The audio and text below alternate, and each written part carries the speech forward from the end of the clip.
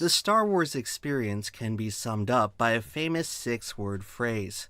Where did it go so wrong?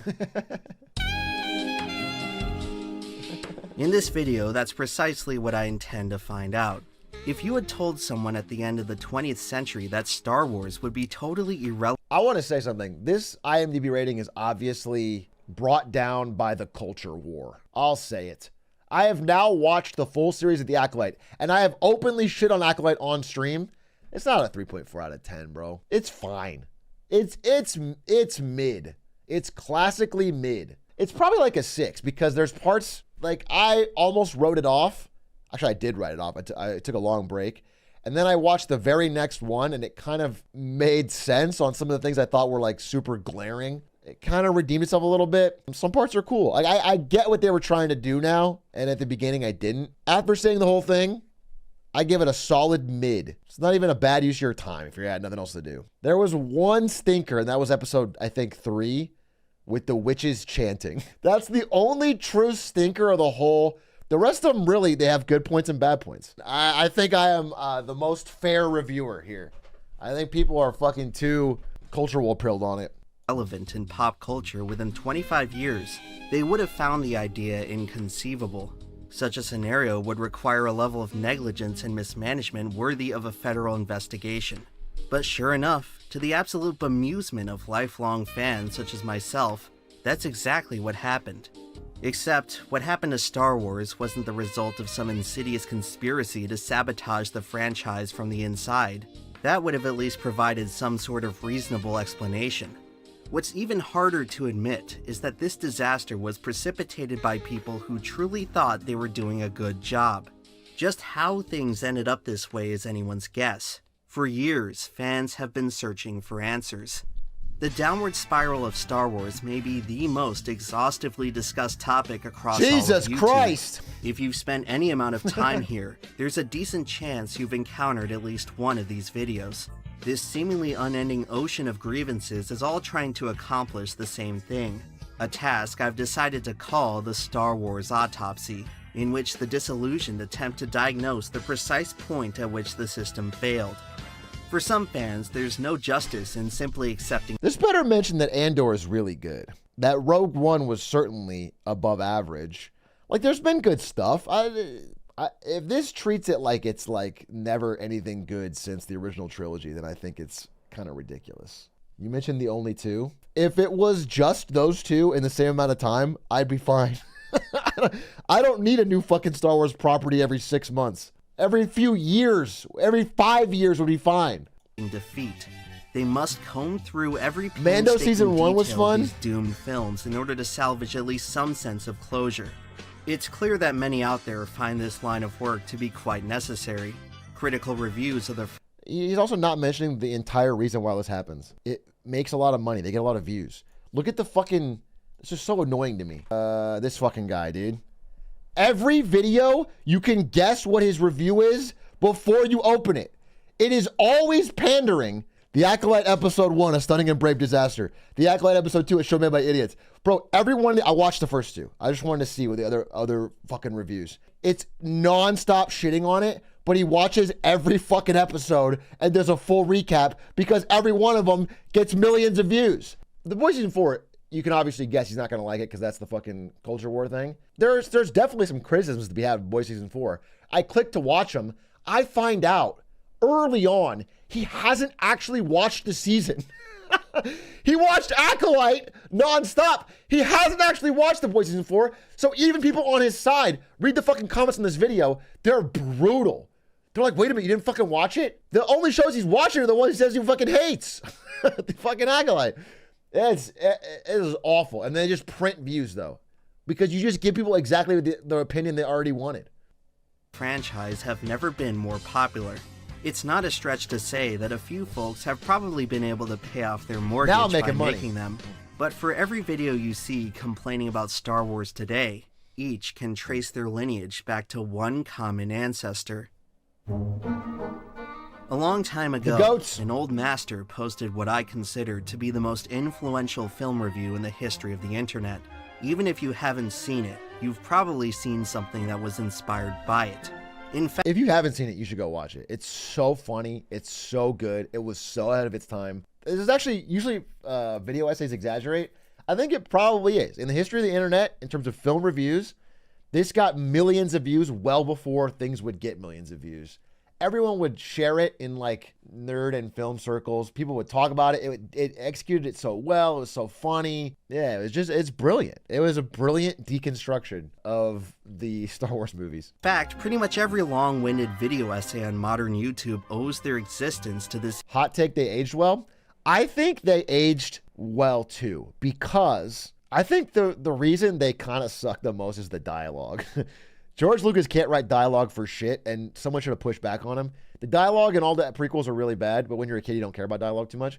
But what's cool about the prequels is, unlike the new ones, 7, 8, and 9, they're so original. There's just so much new, cool costumes and characters and pod racing and vehicles and droids and when you watch 7, 8, and 9, there's so much like nostalgia bait. There's so much look back. The prequels were like very fresh, and they added to the world instead of making it feel smaller. There's a lot to like about them from that front, even though the dialogue really is horrendous. ancient relic. And yet, in the countless years since, no other review has managed to surpass its powers of persuasion. If there was ever a video that can truly explain to us what went wrong with Star Wars, this is the one. And sure enough, in the midst of his magnum opus, the creator offers us the answer. This is the moment when the Star Wars saga is now damaged totally beyond repair. When I was younger, I didn't quite understand what he meant by this. Why would he choose this scene in particular? I used to think it had to be some elegant, sophisticated revelation that went over everyone's I remember when Star Wars Episode 1 first came out on, dude, this might have been VHS, but I think it was DVD. Everyone in class could bring in DVDs, and we'd pick one, and we'd all watch it. And the teacher, I think it was Mr. Mangan. Anyway, I'm talking to the teacher. He's an older guy. He's a Star Wars fan. He loves the originals. He's never seen the new ones.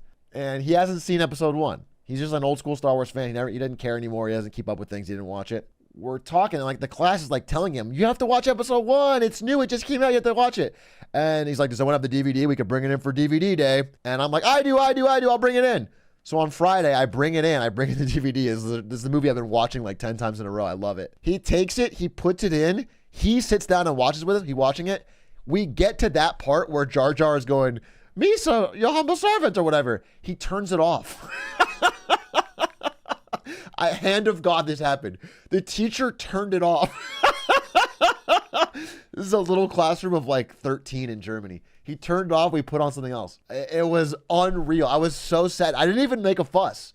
I didn't even freak out. I remember just feeling so sad that he didn't like it because I loved it. head. But eventually, as time went on, it all started to make sense. The solution is quite simple, really. I mean, just look who it is. The GOAT!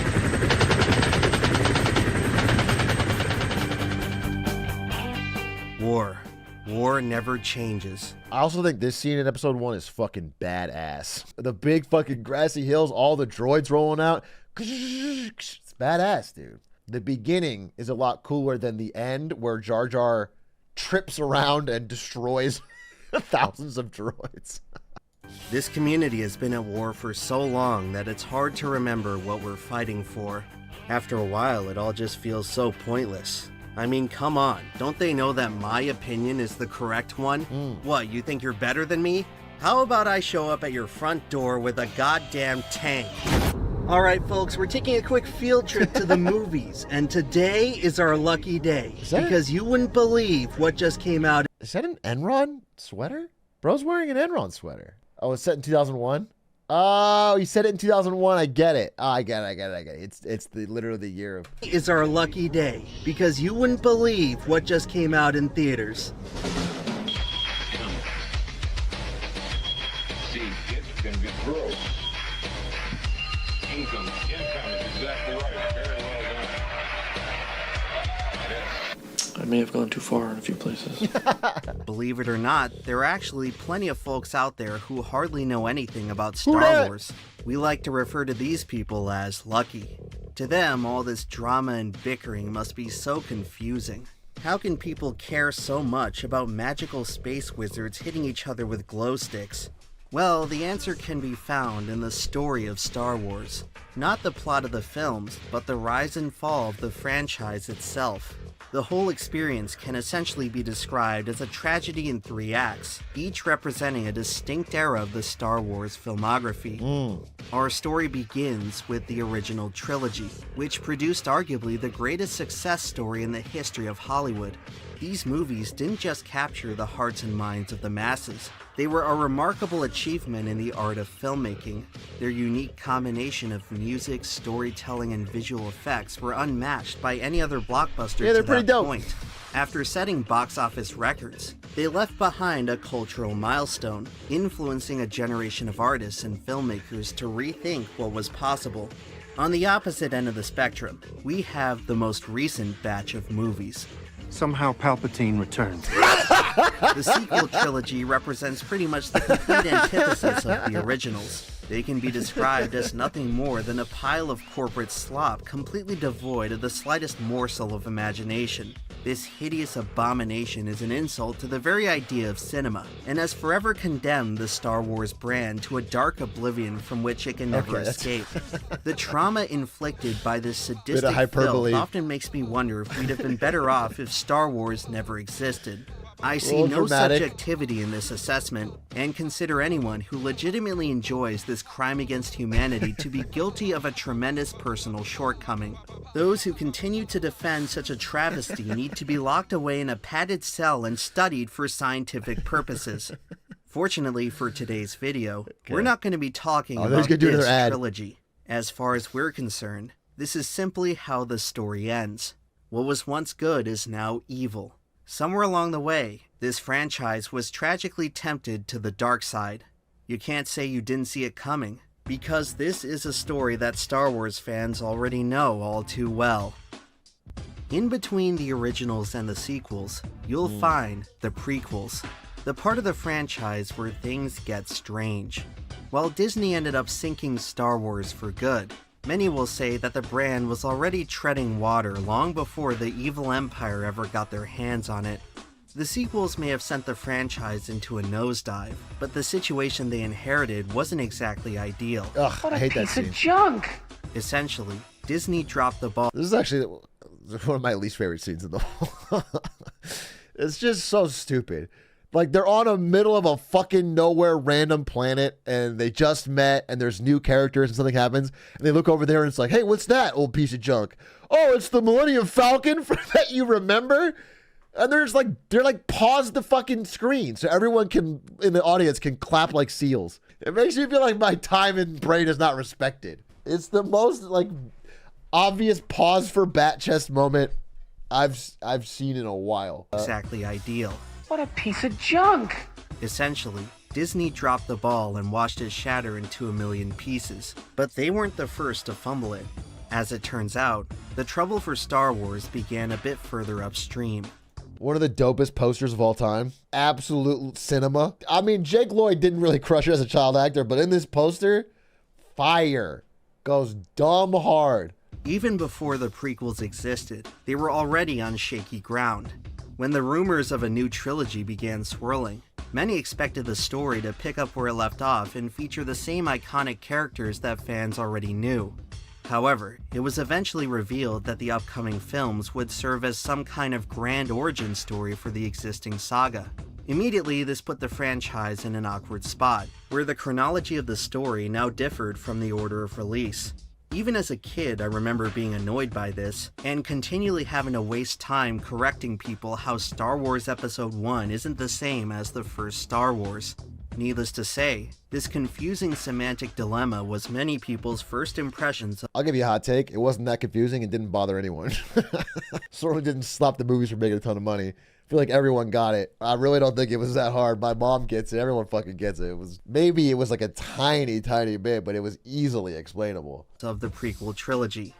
Eventually, though, the sheer hype of a new Star Wars would drown out any feelings of apprehension.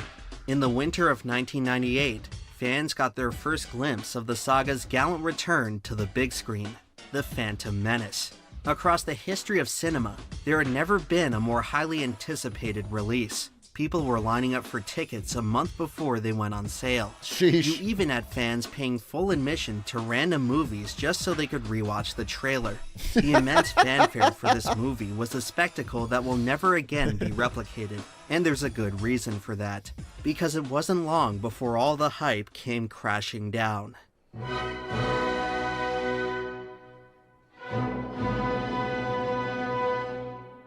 Immediately, people could sense that something was off about the Phantom Menace, but no one truly believed it until they saw him. This is Jar Jar Binks. Lisa called Jar Jar Binks. He's some kind of freakish mix between a rabbit, a duck, and a salamander. He's about 6'5" and looks like he's gonna trip over himself at any moment. He speaks in broken English with a pretty thick accent, which makes it difficult to understand anything he's saying. This wouldn't be too big of a problem. He could also hoop? You kidding me? He could swim better than Michael Phelps and he could play on the fucking basketball team too? Mr. Steal Your Girl? My goat, Jar Jar? Well, if he didn't enjoy talking so much. It's a long hotel. Better dead here. No, than dead in You The ability to speak does not make you intelligent. You see, Jar Jar's presentation in this film is not exactly subtle. From the moment he's introduced, his presence is an almost non-stop assault to the senses.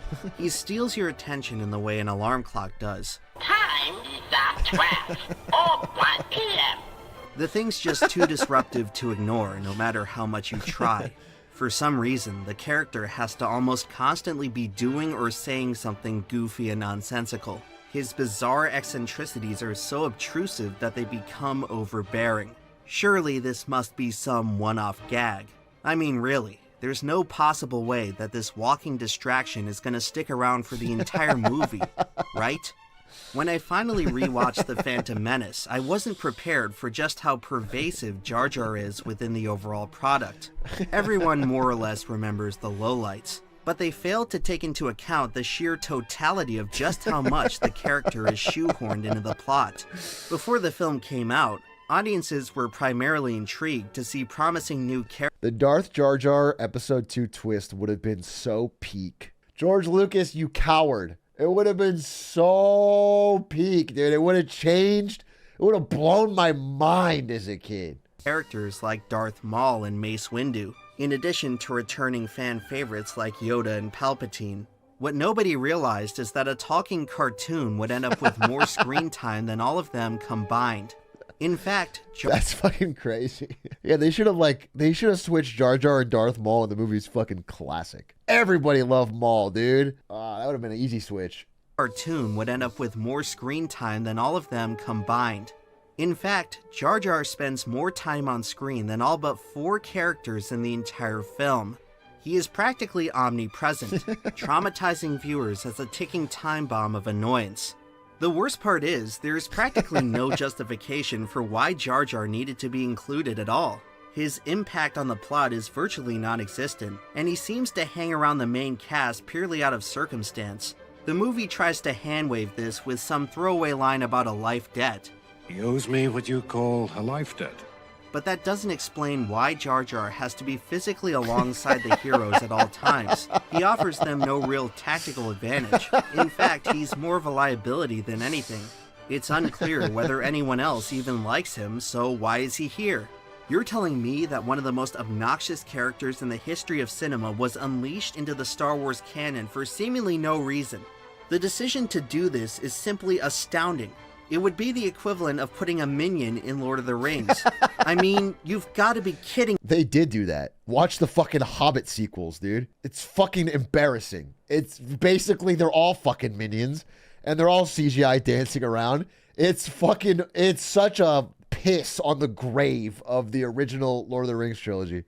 They're so much worse in every way. It's crazy. The Lord of the Rings trilogy is so good, and the Hobbit trilogy makes me want to fucking claw my eyes out. I fucking hate them, dude. They're so bad. No, they're so much worse than Acolyte. The Hobbit river scene where they're all bouncing and bumbling down it is worse than Acolyte. I easily stand on that. It's because also with Acolyte, I'm not even comparing it to something. It's just like this With Hobbit, I'm comparing it to the good Lord of the Rings. They have the same fucking actors in there. It's bad. Me, who is responsible for this? The prequel trilogy speaks of a prophecy centered around a powerful figure who tragically betrays everyone who loves him. This prophecy could just as easily describe the very man who imagined it. This is George Lucas, otherwise known as the father of Star Wars. He's the type of filmmaker you don't really see anymore, an auteur. Someone who exercises influence over every aspect of production. Directors like him were integral to the new Hollywood movement of the 60s and 70s, during which individual artists were granted unprecedented control over studio budgets.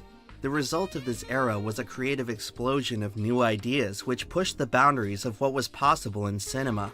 It was a period of edgy and subversive counterculture, stories with dark themes, complex protagonists, and unresolved endings.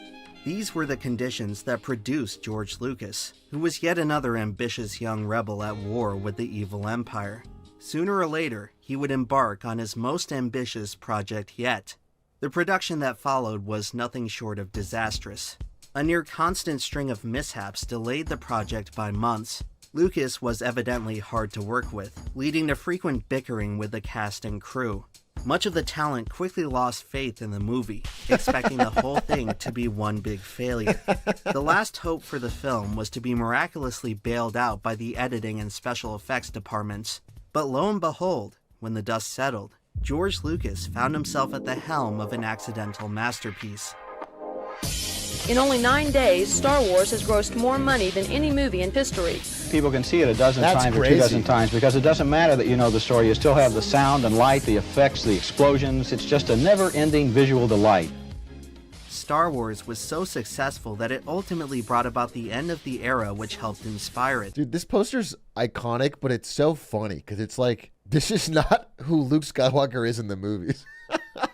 They portray him as this fucking ripped Giga Chad. And like in the movies, he's like this kind of meek whiner, you know? I don't know, it's funny. They just really played it up like a fucking He-Man kind of thing. All of a sudden, the film industry had opened its eyes to the value of the blockbuster, which ushered in the beginning of Hollywood's franchise business model. George Lucas had single-handedly struck it rich by holding on to the film's merchandising rights, a decision that would end up being worth billions. In the span of about 10 years, the scrappy iconoclast had gone on to define the very institution he was fighting against. He had reached the absolute pinnacle of his domain, where he was hailed as a cinematic god. The brilliant luster of the Star Wars brand would completely overshadow whatever cracks lay in its foundation. Lucas's competence as a filmmaker was never really questioned. Everyone just assumed that whoever made the most money off Star Wars was exclusively responsible for its success.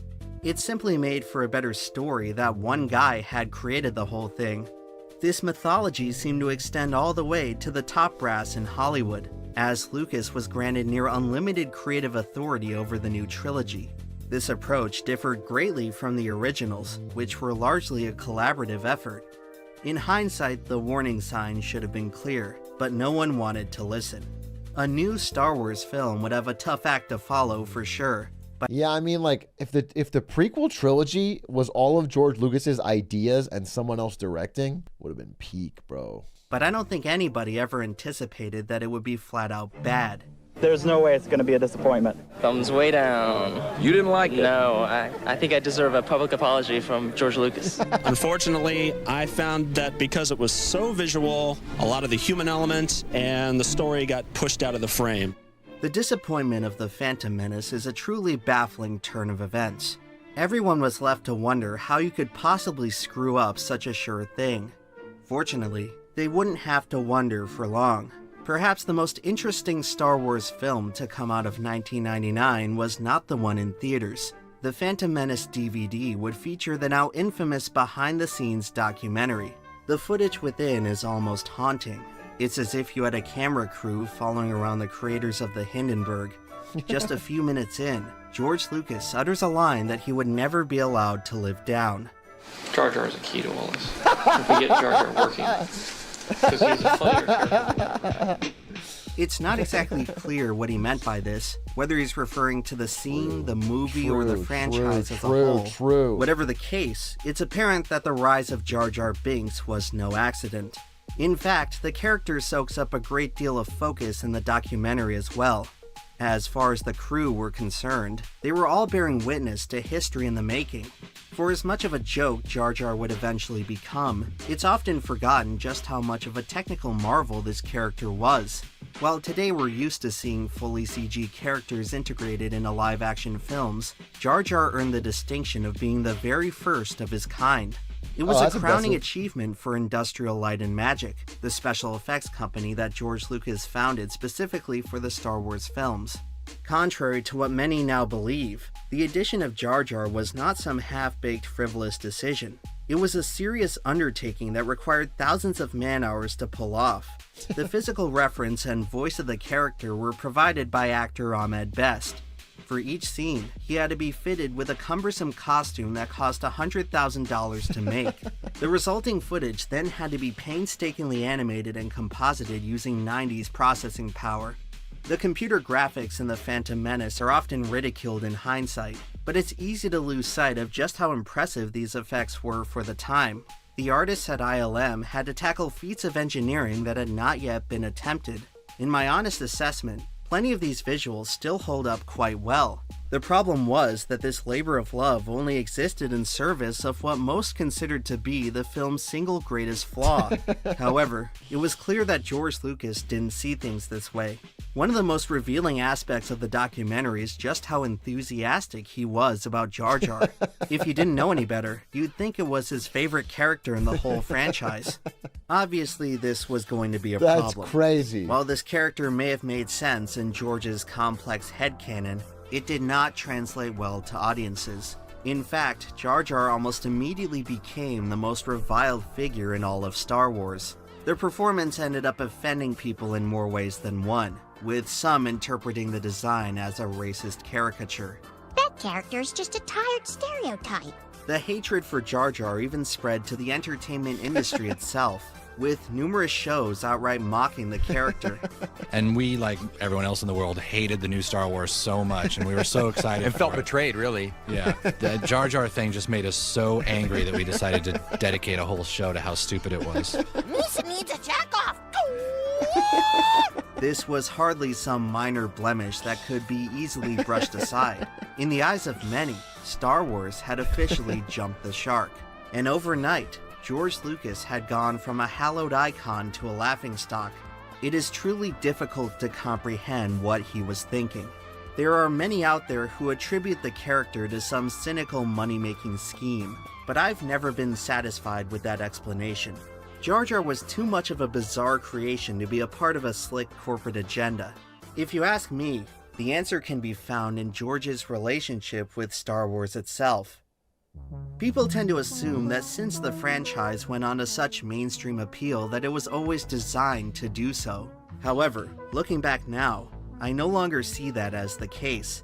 Upon closer inspection, Star Wars comes off far more as a deeply personal vision, which is especially apparent in the prequels. These films are littered with Lucas's own individual fascinations, from military history to auto racing to classic 1950s Americana. I think that when he finally unlocked total creative control over Star Wars, nothing was stopping him from treating it as his own private wonderland of amusement. It's no secret that the franchise took heavy inspiration from plenty of other cinematic greats that came before it. Throughout his rise to prominence, Lucas always maintained an appreciation for the history of show business. The concept for Jar Jar was designed as an homage to vaudeville and Hollywood's silent era, whose works were defined by slapstick comedy. In his thought process, it must have been no different than drawing influence from a Western or a samurai film. To him, Star Wars was more or less a celebration of film itself, a modern epic that transcended genre. I believe this had been the case ever since the originals, the only difference being that back then, he had more voices in the room to balance out his ideas. By the time The Phantom Menace went into production, there was no one left around him to question his authority. It might seem baffling how something like Jar Jar made it all the way to the big screen without anyone involved pointing out how bad of an idea it was. Yeah. The truth is that many crew members probably thought this, but they didn't want to blow their one opportunity to work on the next Star Wars. In other words, everyone was too afraid to tell the Emperor that he was naked. And hey, you know what they say about fear. Fear leads to anger. Anger leads to hate. Hate leads to suffering.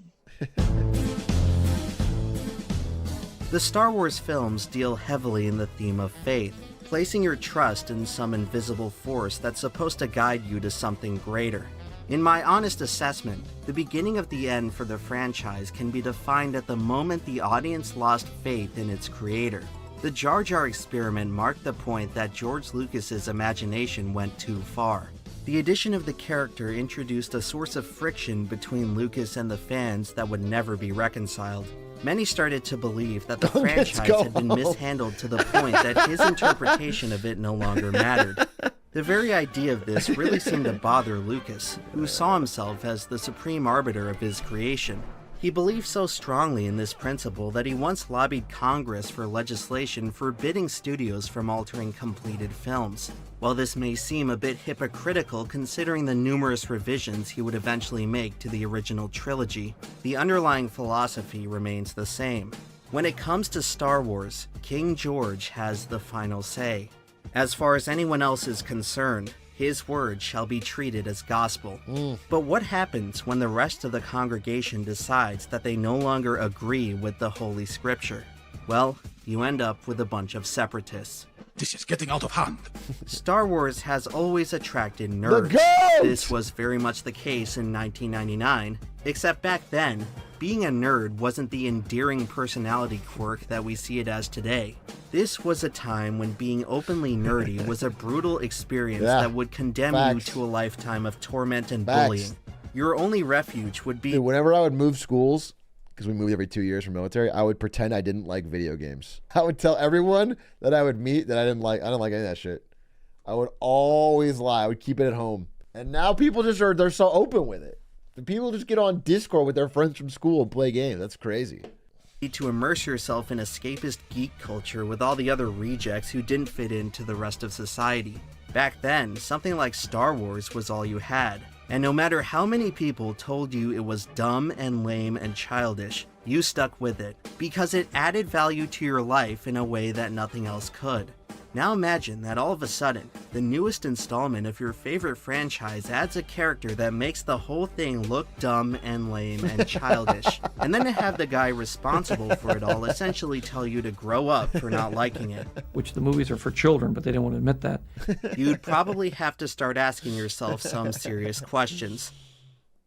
Jar Jar Binks was far from the only problem with The Phantom Menace, but he did make for the perfect scapegoat. The manifestation of grief for a generation who lost a meaningful part of themselves. It wasn't long before the feelings of betrayal boiled over into something truly foul. At last, it was time for the apprentice to confront the master. These days, it's difficult to convey the extent to which people hated Jar Jar. This all took place in the early... Greetings, hate mongers. I love Star Wars. I love Episode 1, The Phantom Menace. I had one big problem. His name is Jar Jar Binks. Every second of that movie, I wish someone would come along and just kill him. If you haven't seen the movie, you might be thinking he's not that bad. If you have seen the movie, you know he is. Still not convinced he's truly evil? He actually says, "Excuse me," and says how rude 3 times. 3, that's absurd. Who would you rather have sex with? Darth Vader and Ewok Emperor Palpatine, 3PO Boss Nass, Sarlacc Pit, C-3PO probably. To which people hated Jar Jar. This all took place in the early days of the internet, before everyone so freely shared their opinions with the rest of the world. There's not much of a paper trail documenting just how bitter people were about it. And while we can no longer witness the true hostility of the moment, we can observe the effects it left behind. Sometime in the year 2000, a mysterious tape began making its way around Hollywood. An unknown editor had produced an alternate cut of The Phantom Menace which sought to correct the mistakes of the official release.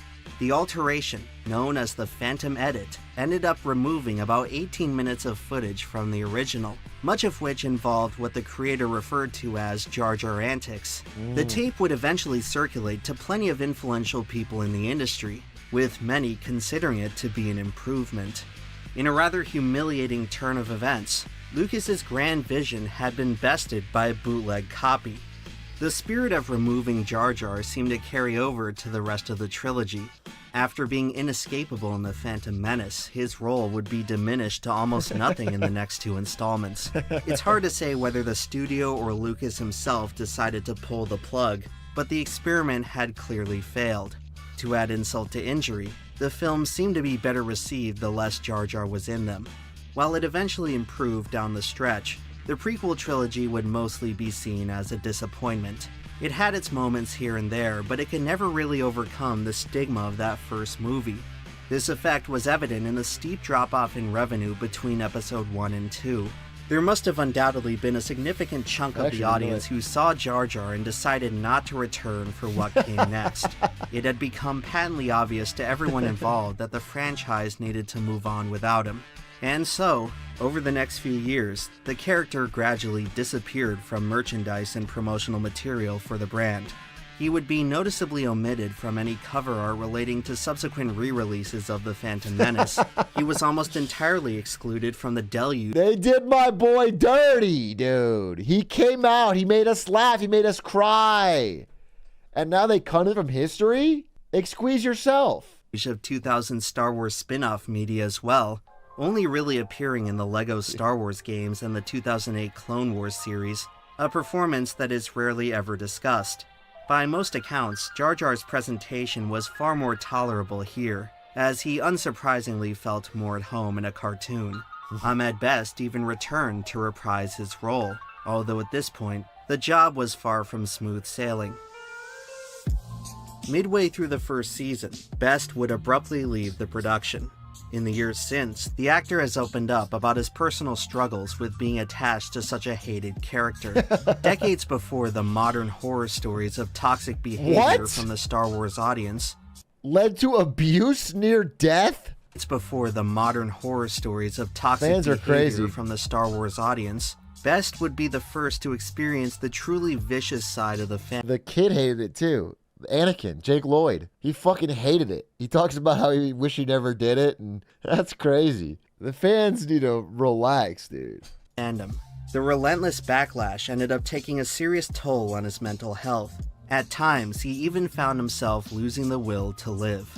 It is profoundly tragic how a character designed to entertain the world was ultimately responsible for such an ugly situation. Eventually, though, Best was able to set aside his personal turmoil and return to the job. In his absence, the role of Jar Jar was given to an unknown figure by the name of B.J. Hughes. Years later, this was revealed to be a pseudonym for a longtime voice actor Phil Lamar. After seeing what happened to his predecessor, it's understandable why he didn't want his name associated with the character. This seemed to mark the point at which Jar Jar's reputation hit rock bottom. He didn't want his real name on Jar Jar. He had become so notorious that actors were afraid to play him. It looked as though this tortured soul had finally reached the end of the line, locked away in the chest with all the other misfit toys. On March 7, 2014, Jar Jar Binks was featured on the Clone Wars for the last time. This would be his final on-screen appearance in any major Star Wars media. For all intents and purposes, the story should have ended here. But what if there was just a bit more to that story? For as insufferable Jar Jar was in Episode 1, it never really made sense how much of an afterthought he was in those later films. The amount of resources Lucasfilm invested in the character seemed to suggest that they had far bigger plans for him. Ultimately, the tuned-down version of Jar Jar we got in Episode 2 and 3 came off less like a logical continuation of the story, and more like the studio caving to public pressure. Right. Which raises the question of whether there was another side to Jar Jar that we never got to see. Darth Jar Jar? In 2010, the Adult Swim series Robot Chicken published a sketch depicting Jar Jar as a secret, all-powerful villain. Now, at face value, this was obviously designed to be a comically absurd premise, but something about it really got the audience thinking. After years of religiously studying the source material, some fans began to notice a few discrepancies in how exactly Jar Jar behaves. Throughout The Phantom Menace, he can be observed performing several odd motions and gestures that feel out of character. These events are very subtle, and unless you're specifically searching for them, you'd have a hard time noticing that anything is off at all. Eventually, people began to piece together what would go on to become the most brazen hypothesis in all of Star Wars. I love it. The Darth Jar Jar theory is a proposition that would be written off as totally insane if it wasn't so compelling. It stipulates that Jar Jar is not the bumbling fool that we think he is, and that the true nature of the character is precisely the opposite. Can you fucking imagine if episode 3, like right after Luke is born, this Jar Jar emerges, cuts Padme's head off? Squeeze me. Man, it would be fucking peak, dude. What a twist. Is precisely the opposite. According to the theory, Jar Jar is a hidden Sith Lord who only acts incompetent to deceive and manipulate others, suggesting that his overwhelming presence in the Phantom Menace was not incidental, but premeditated. If you assume this is true, then it completely changes the way you look at the prequels. It takes the biggest flaw of the trilogy and transforms it into something brilliant. This theory would quickly become a fan favorite, as it provides a satisfying explanation for Jar Jar's most frustrating issues. For instance, the character's unexpected skill in combat is far more plausible, rather than coming off as dumb luck. It also justifies why exactly he's constantly meddling with the affairs of the heroes. He'd have to position himself so he could directly influence key outcomes in the plot. Essentially, Jar Jar would have been set up as a mirror image of Yoda, another character who was... I'm sorry, Jar Jar tells Anakin that the 13-year-old queen is pretty hot. She's a different species and she's underage. I don't even remember that line. That's real? We should cancel Jar Jar, I think. Check his old tweets. Essentially, Jar Jar would have been set up as a mirror image of Yoda, another character who was previously introduced as annoying and eccentric, only to later reveal himself as a powerful master. However, Jar Jar's epic reveal never ended up happening, as whatever plans were in store for him would be swiftly abandoned. For as interesting as Darth Jar Jar could have been, it's hard not to question whether it's all just wishful thinking. Aside from a few cryptic tweets by Ahmed Best, there's never been any official confirmation on the matter. Of course, Star Wars fans have a habit of excusing sloppy filmmaking by retroactively applying a bunch of made-up lore, but even if this theory was true, there's no guarantee that it would have magically saved the prequel trilogy as many like to believe. While it's fun to fantasize... Yeah, I mean, it could have made it work. I think episode 3 is pretty good. And had they just forced a ton more Jar Jar into 2 and 3? I mean, what if he was still super goofy but a bad guy and it just like it's incredibly grating and annoying? About an alternate timeline where Jar Jar actually won over audiences with the ultimate plot twist. At the end of the day, those aren't the films we got.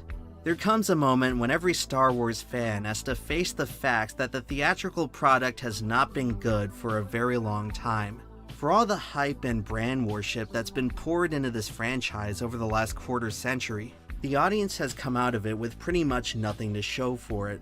You can conjure up whatever theory or lore or fan fiction you want to make sense of it all, but you can't hide the sheer dismay of watching a cultural titan slowly rot into nothingness. Perhaps the most painful part for all of us to admit is that Jar Jar was nothing compared to the horrors that lay ahead.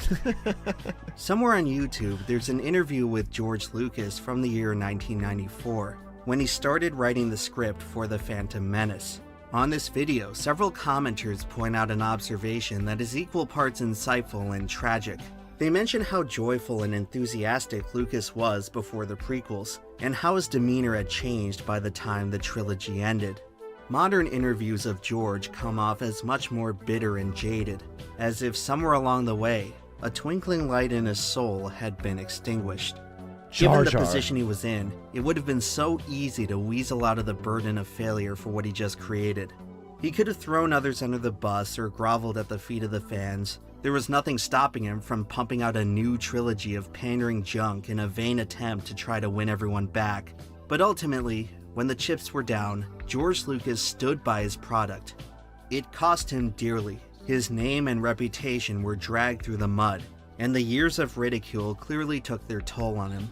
The man who had once held the heartbeat of pop culture in the palm of his hands now had to grapple with a world who no longer understood his vision. There are many out there who think that George was only ever in it for the money. I was just about to say this. I was like, yeah, he walked away with billions of dollars, so I don't feel too terrible for him. Like, there's literal billions of fucking merchandise money and then selling the franchise for $4 billion. And point to what happened next as evidence of that assertion. However, I find it hard to believe that his true motivations were so shallow. To me, the ultimate fate of Star Wars came down to something far more personal. When I look at George Lucas, I don't see the cantankerous old tyrant that many like to paint him as. I see an artist who was stripped of his passion, someone who could no longer find any sort of joy in his life's work.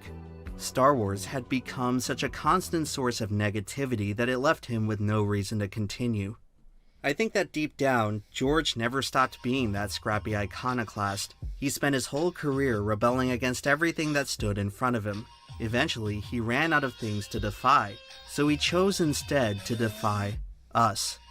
What if someone else beside you came to you and said, I want to make episode 7? Could you see that happening? No. Yikes. October 30th, 2012 is otherwise known as the darkest day in Star Wars history, when Lucas sold the franchise to Disney. The worst part about it was that when it happened, no one could sense that anything was wrong at all. If I recall correctly, most people welcomed the news with open arms. No one really stopped to think about what it represented. How the guy who for so many years fought tooth and nail for the exclusive right to shape the destiny of his creation had decided to just let it go. Everyone was so eager to say good riddance. They'd written him off as a greedy, out-of-touch business mogul. But once Disney took over, it wasn't long before we learned the true meaning of greed. Now we'll show you the real greed. On that fateful day, George Lucas finally accepted his one true pathway to redemption, reminding the rest of the world why he still mattered. If Star Wars has taught us anything, it's that there's always a greater evil. Make no mistake about it, George may have walked away with the money, but we were the ones who sold our soul. I understand that it sounds a little rich to blame the fans for this whole mess. I mean, after all, who could have guessed that the illustrious Disney would follow up their $4 billion purchase with such a pathetic effort? Was it unreasonable for us to assume that they would go into it with any plan whatsoever? Watching it all unfold was like witnessing the inconceivable. Yet part of me suspects that things were always meant to turn out this way. Star Wars never really felt right without Lucas in charge. Stuff like Jar Jar and the prequels certainly had their problems and deserved to be criticized, but you have to wonder that maybe if we all weren't so hard on them, we could have saved ourselves from this miserable fate. Disney's version of Star Wars has more problems than you can possibly count. But if I had to identify the single biggest one, it comes down to a lack of imagination. Yeah! This is without a doubt where George's absence is most apparent. While he was never that skilled at I feel like he pre-watched my stream and went back in time and made this video. This might take forever, dude. This might take for fucking ever. I so agree. They're so dull because they're so nostalgia bait. It like instantly bores me whenever I'm told, hey, it's the Millennium Falcon, look again. The little things like dialogue and camera work. Lucas always excelled at the big ideas. This was ultimately the secret ingredient that made Star Wars work, something that Disney never came close to replicating. And for all the suits out there scratching their heads at how this embarrassing clown show of vacuous pandering failed to impress, I think it's worth revisiting how exactly Star Wars became popular in the first place. The franchise has been inept for so long that many now attribute its initial success to one big fluke. However, the sheer impact that those original films had on people cannot be dismissed. The outpouring of love and reverence they evoked was surely no accident. This response was pure and spontaneous, unencumbered by any delusions of nostalgia or fandom. It was a sensation experienced by ordinary people no different from you and I, one that was reproduced across the globe, regardless of language or nationality. The success of these movies transcended any sort of technical expertise in filmmaking. They required the steady hand of a true visionary, someone who could tap into the universal truths of the human condition. Star Wars was not some arbitrary parade of heroes, villains, and special effects. It had profound things to say about the nature of destiny, spirituality, and salvation. Say what you want about old George, but no one else could have made Star Wars. He may have had his limitations as a director, but you can never convince me that he didn't care, which sadly cannot be said about the people currently in charge. The greatest irony with this whole story is that Lucas's worst idea had more effort and thought put into it than anything the Disney sequels had to offer. Strangely enough, the new trilogy failed precisely because they were too afraid of making anything like Jar Jar. He represents something that the business stiffs of the world will never understand. Jar Jar didn't show up, did he? In 7, 8, and 9 ever? Not even once, I don't think so. I guess they could have made a thing about how old he was or something. That was the real problem. That's what... I actually love the nostalgia bait. I just didn't get any Jar Jar, so I was pissed off. I was like, oh, Millennium Falcon, awesome. Oh, old Luke, awesome. Any second now we're going to see, excuse me. And Jar Jar's going to come out, probably with Boss Nass too, and Boss Nass is going to go, and I was going to fucking buy $400,000 worth of merch. Understand that if you want to create a truly memorable experience, you gotta roll the dice. Failures are bound to happen. Every great artist runs into them eventually. But you can never make great art if you refuse to try anything different. There is no industry think tank in the world that could have created Jar Jar. He would have immediately been rejected for being too risky, too unmarketable, and too weird. But what can I say? You gotta be weird to make something special. The movie business is exactly like professional gambling, except you hire the gambler. Usually some crazy kid with long hair who's like, I don't get this guy at all. You give him $100 million and you say, go to the tables and you come back with $500 million. Now, if you do anything that's not a sequel or not a TV series, they won't do it. And it really shows an enormous lack of imagination and fear of creativity. So you gotta remember, Star Wars came from nowhere. There was nothing like it. I think Kurosawa would disagree with you. Yeah, in America for sure. Just a few months ago, George Lucas was invited to speak at the Cannes Film Festival. He received a standing ovation. It's been a long and winding road to get here, but at the end of it all, it's nice to see the old master come out on top. I wish I could say the same for the franchise he left behind. It hurts my soul to see what's become of it.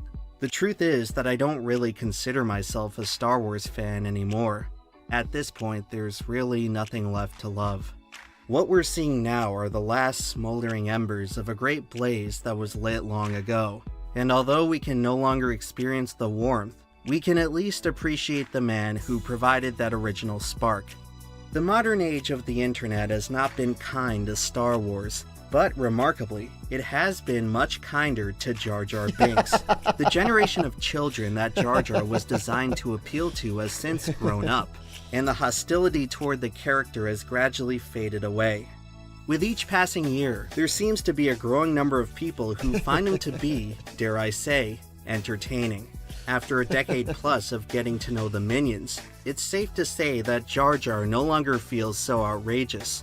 In a turn of events that would have seemed impossible 25 years ago, the most reviled character in Star Wars history is now fondly remembered as a sign of better times. The character has become popular enough that he's being brought back from the brink of extinction. Later this year, we will witness the first official appearance of Darth Jar Jar.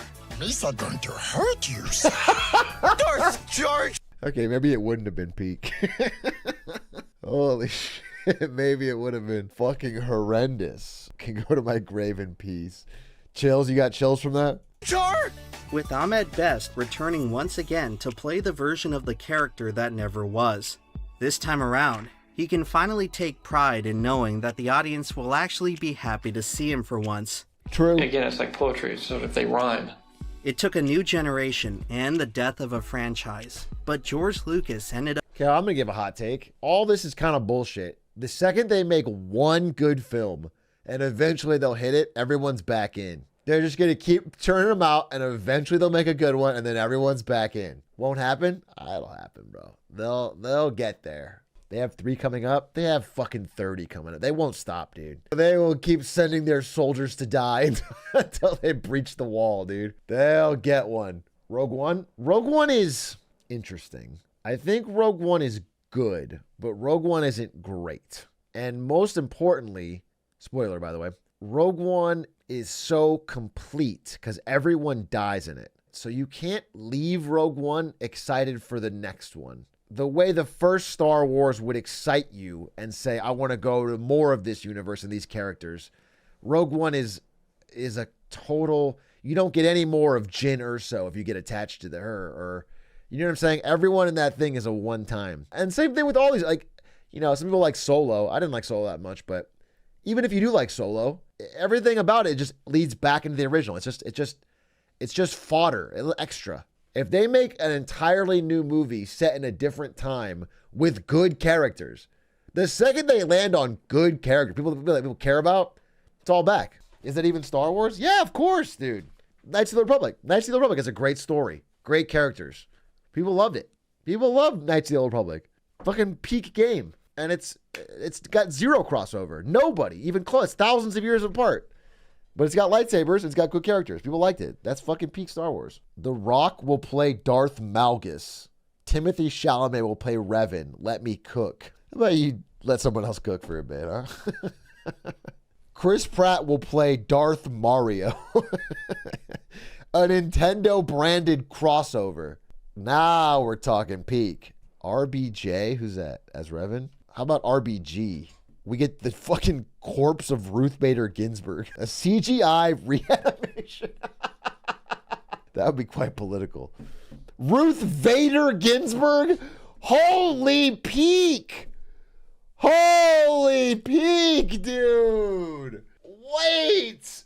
Oh my God, I'm sold. Luke, I am your mother. Bring in The Rock and Kevin Hart. The Rock as C-3PO, Kevin Hart as R2-D2. Peak.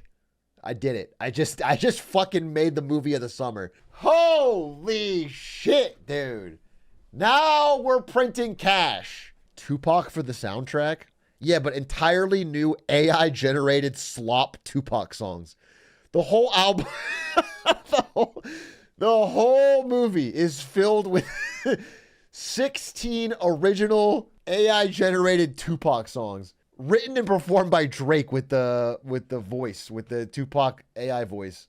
It's a Hamilton-style subversive rap musical. Baba, you're in my chat taking notes right now. Kathleen Kennedy in my chat fucking taking notes. This is the death of art. Ended up being right about Jar Jar all along. He may not have been the best character. In fact, you'd have a hard time finding a single thing about him that's remotely good. He's not well designed or well written. He doesn't say anything cool or sensible. He's not charming, he's not elegant, he's not even really that necessary. But he is the key to all of this. Facts. That was pretty good. I like that. I like that one. You know, it's a combination of things other video essays have said, but I think he put it in a good way. I love Jar Jar Binks. I'll just say it. Okay? I'll just say it. He's the GOAT. He's peak.